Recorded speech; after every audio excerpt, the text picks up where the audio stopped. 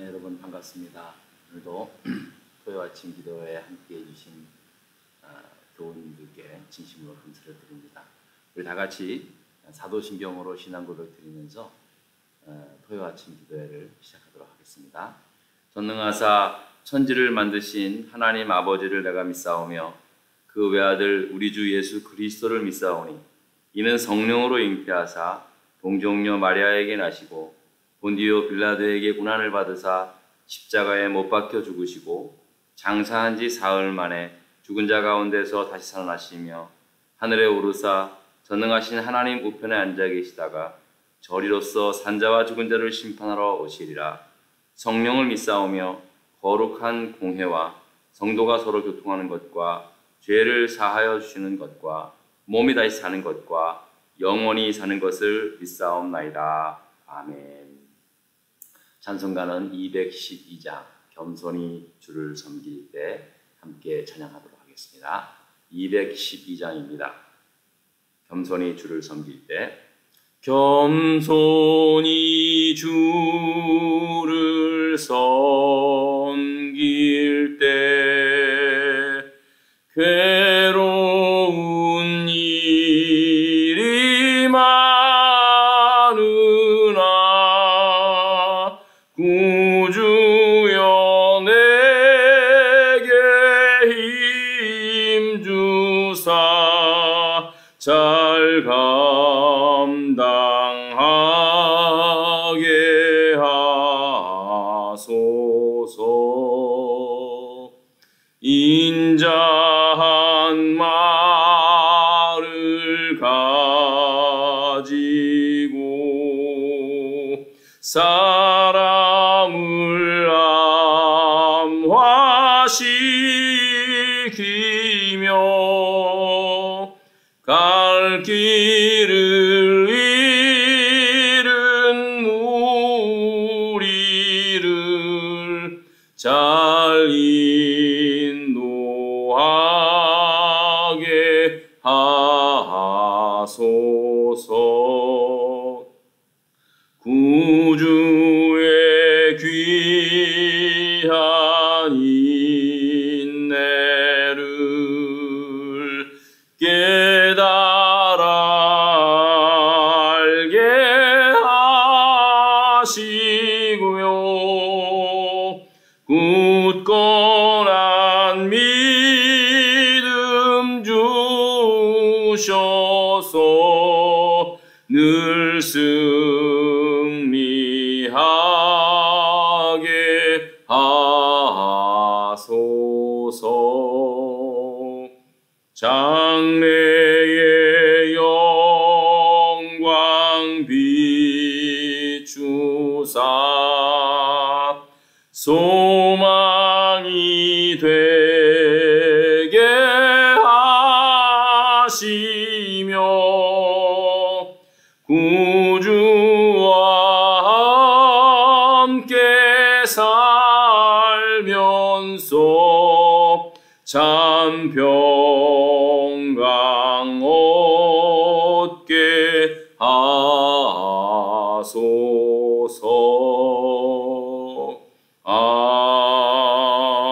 아멘. 우리 함께 같이 마음을 같이하여 기도하겠는데요.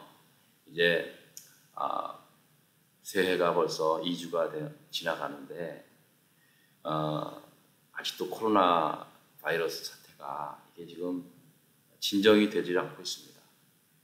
참 안타까운 거는 이제 백신 주사가 시작이 되면은 저는 참 급격하게 줄 것 같다 생각이 들었거든요. 그래서 아마 이제 12월 중순 이후부터 이제 맞기 시작했으니까 1월 말까지 가면은 많이 줄어들지 않겠는가 생각했는데 여전히 환자 수가 계속 증가되고 있고 사망자도 늘어나고 있고 참 안타깝습니다. 여러분들 우리 함께 기도하십시다. 이 참 어처구니 없는 게요. 백신이 지금 오레곤에도 440만 도스인가 뭐 굉장히 많이 들어왔는데 이거를 맞출 이런 어떤 그 시스템이 제대로 갖춰지지 않는 거예요. 그래서 백신은 보유되어 있는데 이 진행 속도는 늦어지고 또 가난한 나라에서는 아직도 뭐 받지도 못한 상황이고 이게 참 백신이 나와도 참 여전히 또 다른 일로 그런 것들로 인해서 마음을 아프게 합니다. 아무쪼록 이 팬데믹 사태가 속히 좀 빨리 진행할 수 있고 이번 일로 인해서 참 무너진 우리들의 모든 일상과 또 그런 모든 것들이 잘 회복될 수 있도록 이제 올해는 아마 회복에 대해서 우리가 많이 생각을 해보고 기도를 해야 될 것 같습니다. 여러분 함께 기도했으면 좋겠고요. 또 한국이나 미국이나 정치적 상황이 참 별로 안 좋습니다. 위해서 기도하십시다. 이럴 때일수록 위정자들을 위해서 기도하시길 부탁을 드리겠습니다. 또 우리 교회가 올 한 해도 하나님 은혜로 잘 성장할 수 있는 교회 될 수 있도록 참 작년에는 사실 저는 2020년 코로나로 인해서 많이 힘들었지만 저는 지금까지 목회하면서 가장 따뜻한 해였다고 생각합니다. 많은 분들이 더 많은 관심을 가져주시고 같이 기도해 주시고 이모저모로 이렇게 참 도와주시는 그런 것을 보면서 제가 참 너무나 감사했습니다. 그래서 여러분 우리 교회가 참 그런 많은 사랑을 받고 있구나. 교회가 비록 교인 수는 많지는 않지만 정말 많은 분들의 관심과 기도를 여전히 끊임없이 우리 교회가 받고 있구나. 그런 생각하면서 너무나 감사가 됐습니다. 제가 앞으로 제 남은 목회 사역에 큰 힘을 얻었습니다. 여러분들 계속해서 우리 교회가 이곳에서 주님의 몸된 교회로서의 사명을 잘 감당할 수 있는 교회 될 수 있도록 위해서 기도해 주시고 올 한 해 병상에 계신 모든 분들이 모든 질병에서 깨끗이 회복되는 역사가 나타날 수 있도록 우리 간절히 기도하겠습니다. 우리 다 같이 기도하겠습니다. 하나님 감사합니다. 우리 아버지 하나님 같은 기도를 허락하시니 감사합니다. 하나님 우리가 아버지 하나님이시여 정말 아버지 하나님이시여 아버지 하나님이시여 여전히 아버지 하나님이시여 아버지 하나님이시여 하나님이 되서 아버지 하나님이시여 우리를 들어주시옵소서. 아버지 하나님 모든 지금 고통 아버지 속에 살아줄 수 있게 하시고 아버지 하나님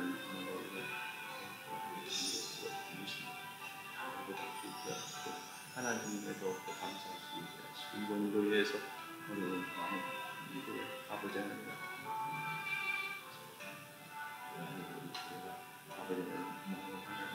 하나님을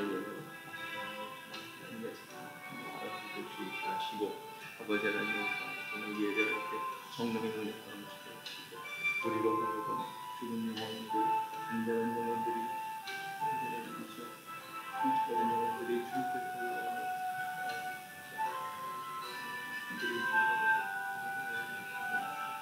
하나님 도와주시고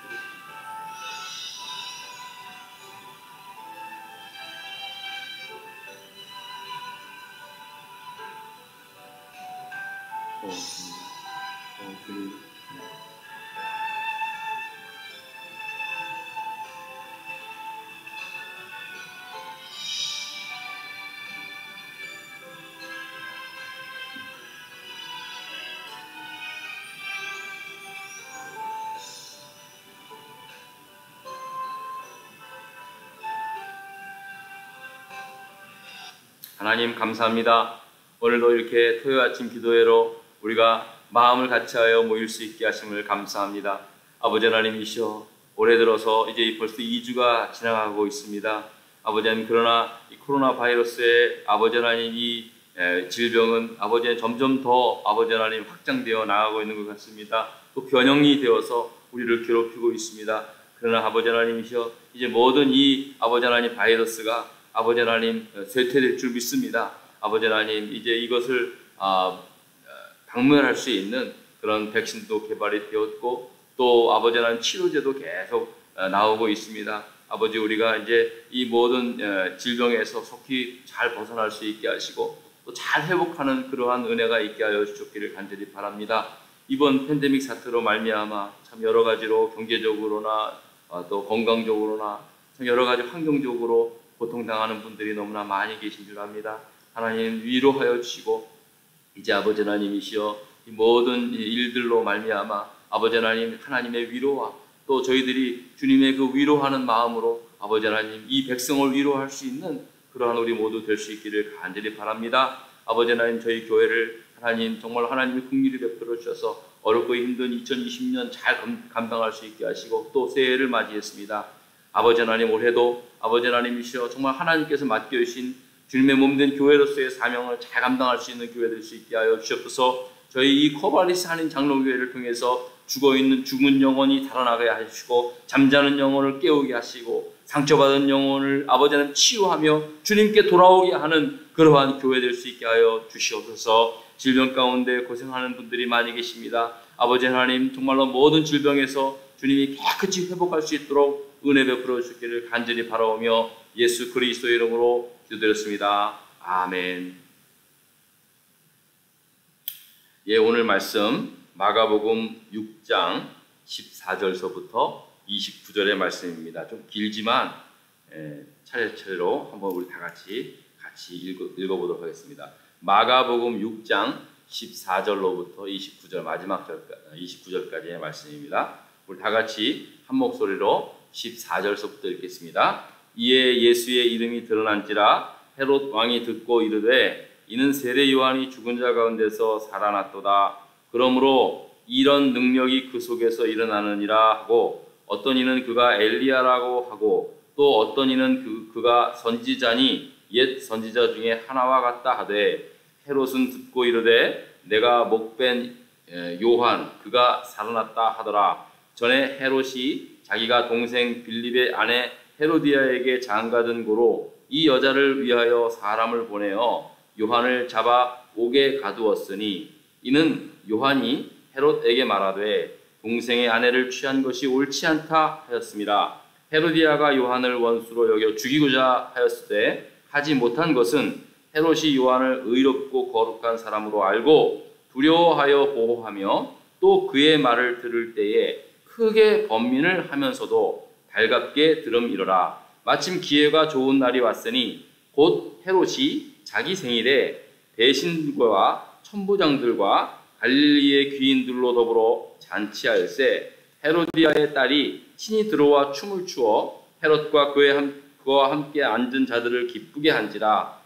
왕이 그 소녀에게 이르되 무엇이든지 내가 원하는 것을 내게 구하라. 내가 주리라 하고 또 맹세하기를 무엇이든지 내가 내게 구하면 내 나라의 절반까지라도 주리라 하거늘 그가 나가서 그 어머니에게 말하되 내가 무엇을 구하리이까? 그 어머니가 이르되 세례 요한의 머리를 구하라 하니 그가 곧 왕에게 급히 들어가 구하여 이르되 세례 요한의 머리를 소반에 얹어 곧 내게 주기를 원하옵니다 하니 왕이 심히 근심하나 자기가 맹세한 것과 그 앉은 자들로 인하여 그를 거절할 수 없는지라. 왕이 곧 시위병 하나를 보내어 요한의 머리를 가져오라 명하니 그 사람이 나가 옥에서 요한을 목베어 그 머리를 소반에 얹어다가 소녀에게 주니 소녀가 이것을 그 어머니에게 주니라.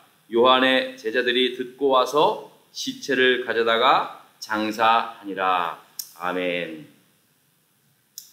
오늘 본문에는 세례 요한의 죽음에 관한 그 내용이 자세히 기록되고 있습니다. 예수님께서 이제 세상에 널리 알려지게 되면서 이제 사람들은 예수에 대한 정체에 대해서 많이 궁금해하고 또 뭐 이런저런 이야기들이 많았습니다. 저 예수가 아마도 하늘에 올라간 엘리야가 다시 온 것이다. 아니야, 저 예수는 분명히 선지자야. 아니면 옛 선지자 중에 한 사람과 같은 그런 위대한 선지자다. 뭐 이런 식으로 이제 많은 사람들로 하여금 예수에 대해서 이렇게 이제 알려지고 있을 때 말씀해 보니까 당시 그 지역을 다스렸던 헤롯 왕이 예수의 소문을 가만히 듣고 나면서 생각하기를 야, 저 예수는 분명히 자기가 참수해서 죽인 세례 요한이 다시 살아난 것이다 라는 그런 생각을 하게 된 겁니다. 이 헤롯 왕은요, 예수님 당시에 태어났던 그 헤롯 대왕의 둘째 아들로서 그 헤롯 안티바스라고 하는 사람이었는데요.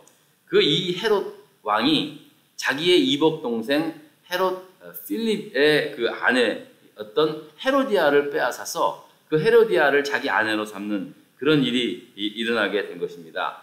뭐 동생의 아내를 빼앗아 결혼한 사람이나 또 뺏긴 사람이나 또 그렇다고 해서 또 그렇게 그 형에게 결혼을 한 그 여자나 사실 뭐 다 거기서 거기 같아 보이지만 당시 이 문제는 사실 심각한 도덕적 문제가 될 법한 것이었습니다. 하지만 유대 종교 지도자들 또 제사장들 뭐 서기관들 그 누구도 이에 대해서 뭐라고 비판을 하거나 언급을 한 사람이 없었습니다. 그만큼 헤롯 왕이 두려웠던 존재였다라는 것을 증명하는 것이죠. 실제로 누가복음 13장에 보면은요, 예수님께서 이제 헤롯 안티바스가 자기를 이제 죽인다고 하는 그런 이야기를 이렇게 듣고 나서 예수님이 그 헤롯 안티바스 왕에게 이렇게 얘기합니다. 그 여우, 그를 예수님이 그 여우라고 그렇게 부르고 있습니다. 그렇게 예수님께서 그 헤롯 왕을 여우라고 부를 정도면은 그가 얼마나 교활하며 얼마나 잔인했던 왕이었는지를 이제 짐작해 보게 되는 것입니다. 그러니 당시 헤롯 안티바스 왕이 이복 동생의 아내를 빼앗아 결혼을 한 일에 대해서 수근수근 거리긴 했지만 대놓고 그 일에 대하여 비난할 수 있는 분위기는 아닌 상황에서 세례 요한이 나타나서 이 헤롯 왕이 자기 이복 동생 아내 헤로디아를 갖다가 빼앗아서 결혼한 일에 대해서 신랄한 비판을 이르게 된 겁니다.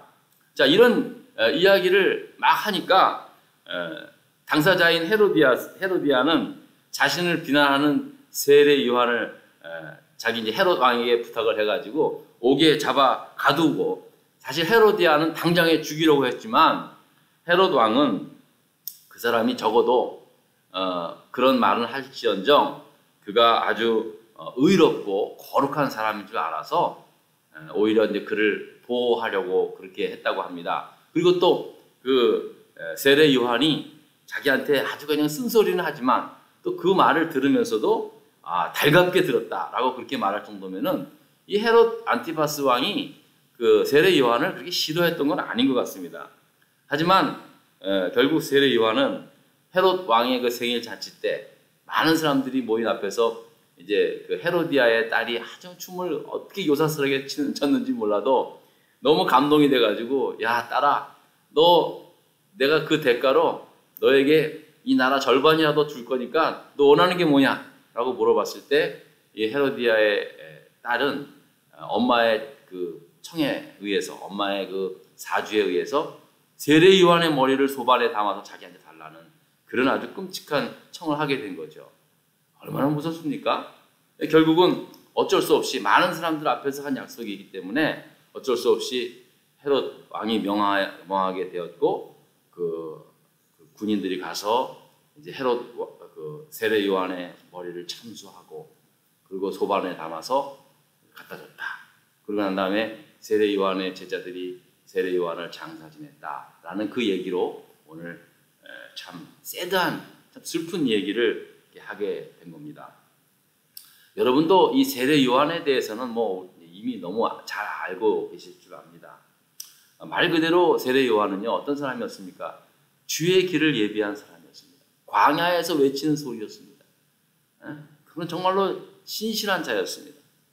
예수님께서 공생애를 시작하기 전에는요, 유대 온 지역 전역을 돌아다니면서 회개의 세례를 베풀면서 당시 유대 사람들이 잠자는 영혼을 깨우는 그런 그야말로 정말 선지자 중에 선지자였습니다. 또 예수님께서 그 공생애를 시작하면서 세례 요한에게 그 세례를 받게 되지 않습니까? 그리고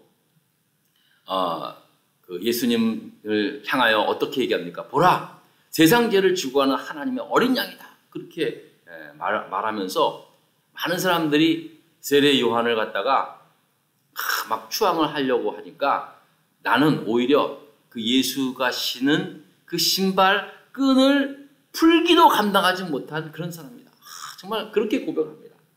사실 그 당시의 인기로 보면은요, 이제 예수님은 처음 시작하는 단계고 이미 세례 요한의 인기는 유대 전역에 거쳐서 그가 정말로 신실한 하나님의 종이고 광야에서 석청과 메뚜기만 먹고 살면서 경건하게 기도하면서 살았던, 그야말로 온 백성이 존경하며 추앙했던 그런 사람이었습니다. 그런 그가 예수 그리스도라는 그런 분이 이제 공생애를 시작하면서 그가 한눈에 알아본 거죠. 그러면서 그를 높이며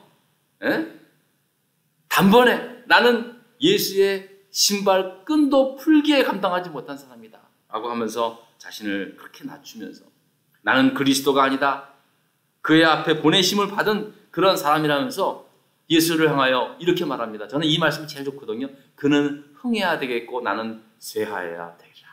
저는 이 말씀을 제 목회의 어떤 그 하나의 어떤 그 표로 그렇게 삼고 있습니다. 그만큼 저는 그 말씀이 좋고 그만큼 저 역시도 세례 요한을 존경합니다.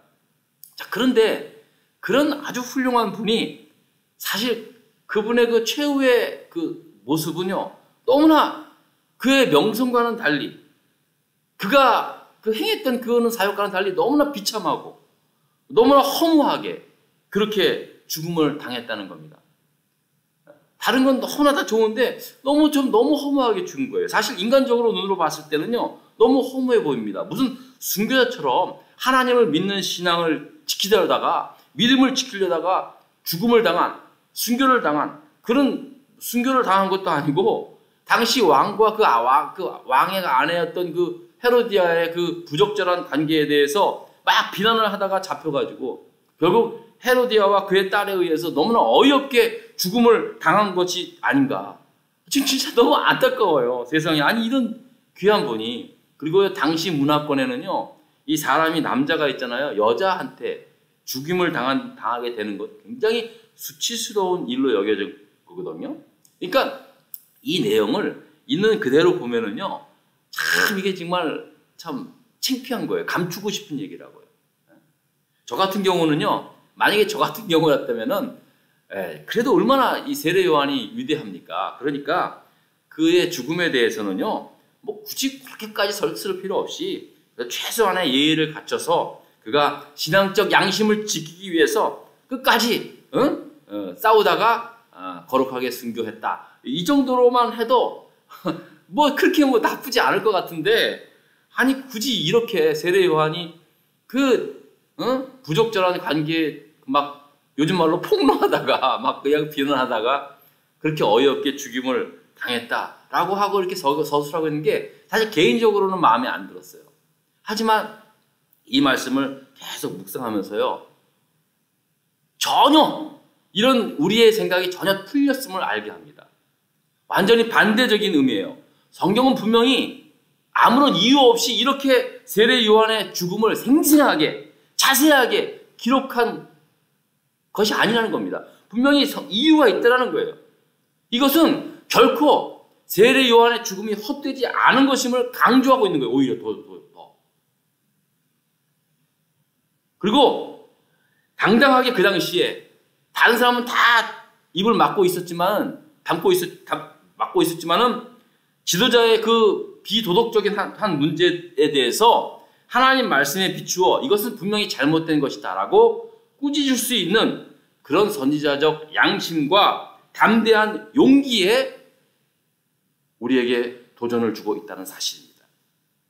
여러분, 당시 수많은 종교 지도자들이 세례 요한이 당시 그 헤롯 왕과 그 헤로디아의 결혼에 대해서 막 비판을 했을 때, 뭐 속으로 어떤 사람은 잘한다, 맞아 라고 그렇게 한 사람도 있지만 어떤 사람은요, 이렇게 생각했을 겁니다. 아니 무슨 왕 정도 되면은 자기가 원하는 여자하고 뭐 결혼한 것에 대해서 뭐 그렇게 떠드냐, 지만 잘났는가, 자기만 의로운 척한다.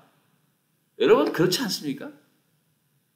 자기가 못하면은요, 남이 자기가 못하는 거 하면요 괜히 시샘하고 그러는 게 사실 그게 예나 지금이나 똑같습니다.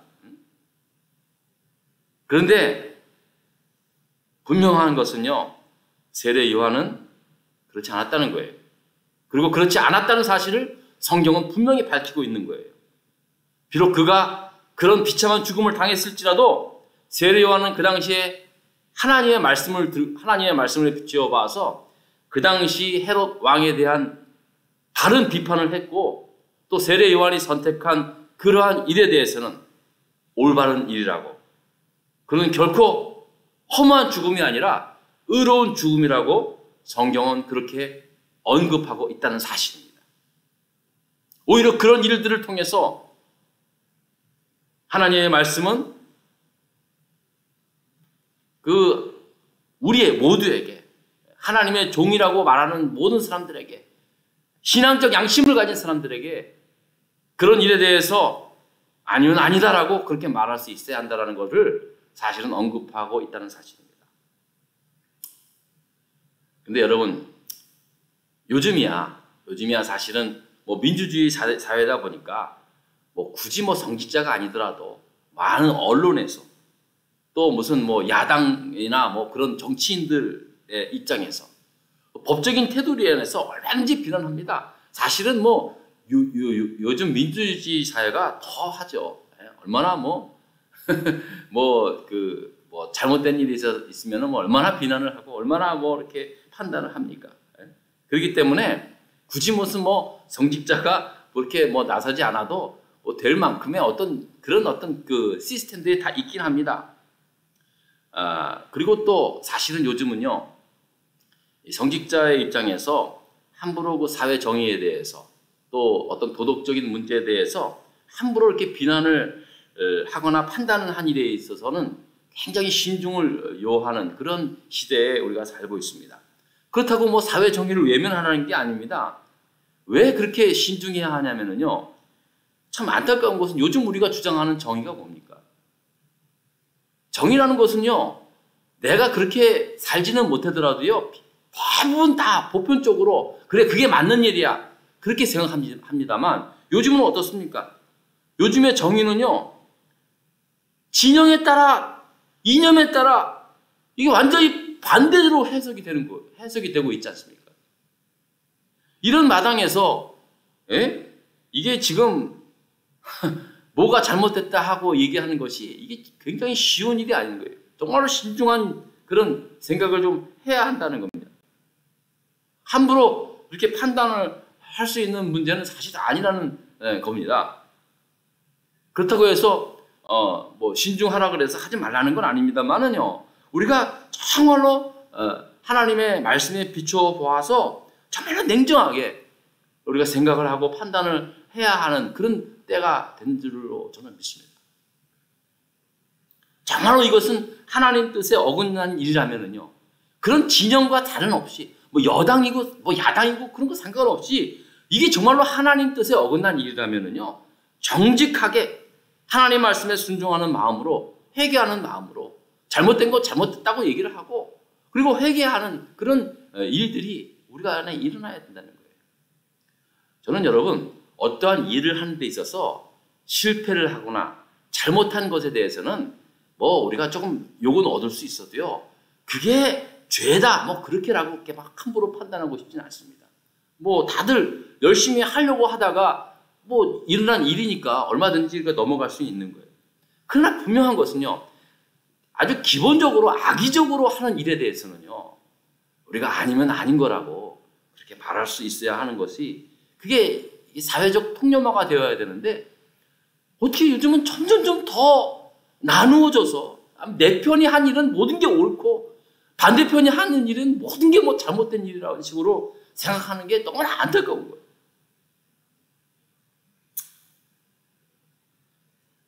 저는 요즘 그래서 참 고민이 되는 게 있어요. 왜 내가 믿는 하나님과 우리가 믿는 하나님이 왜 지금 달라 보이는가? 이 일에 대해서 참 많이 고민이 됩니다. 왜 야당을 지지하는 사람들이 믿는 하나님과 여당을 지지하는 사람들이 믿는 하나님이 왜 다르다는 거예요? 왜 달라 보이는 거예요? 여러분, 미국도 마찬가지예요. 미국 얘기하고 싶어서 그래요, 제가. 이번에 미국 의회 역사상 정말 초유의 사태가 벌어졌습니다. 이게 말도 안 되는 일이 벌어졌습니다. 너무나 안타깝습니다. 왜 이런 일들이 일어나는지. 사실 이 폭력 사태가 일어나기 전에도요, 미국 사회에서 그 인종차별 문제로 인해서 얼마나 폭동이 많이 일어났습니까? 지금 포틀랜드는요, 여러분, 포틀랜드에서, 워싱턴에서 포틀랜드 차 타고 들어오면은요, 들어오자마자요, 좌우 벽에 뭐 낙서가 난리나 났고요. 뭐 텐트 치고 사는 사람들이 많이 있고 어떤 한 지역은요 완전히 그냥 그 점령한 폭도들에 의해서 점령한 곳이 지금도 있어요. 지금 미국 사회가 지금 심상치 않게 돌아가고 있습니다. 지금. 근데 더 웃긴 건 뭔지 아세요? 완전히 분할돼가지고 서로가 그 민주당 측의 의원은 나와서 이게 하나님 뜻이라고 외치고 또 공화당 측의 사람들은 또 하나님의 뜻이 또 이거 다른 거라고 얘기하고 참 어째 내가 믿는 하나님과 우리가 믿는 하나님의 뜻이 이렇게 다르다는 거예요.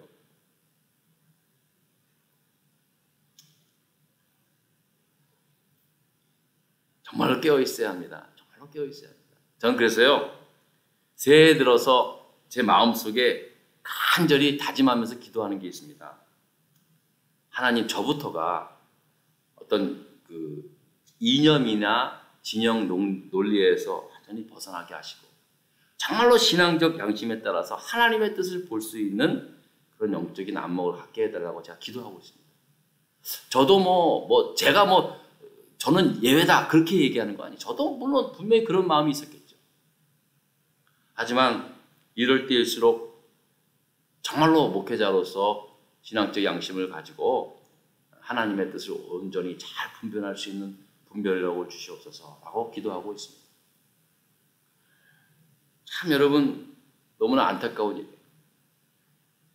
여러분 오늘 이 세례 요한의 죽음은요 참 이렇게 보면은요 무슨 세례 요한이 예수님을 위해서 죽은 것도 아니고 하나님을 위해서 죽은 것도 아니고 지도자의 잘못된 부도덕한 일을 지적하다가 사실 잡혀가지고 참 너무나 비참하게 죽은 죽음 아닙니까? 근데 오히려 요즘 시대 때 이 세례 요한의 죽음은요 사실 요즘 시대에 우리의 그런 어떤 모습을 정말 우리에게 새로운 일침을 가하는 아주 중요한 메시지가 될 수 있음을 저는 깨달았습니다.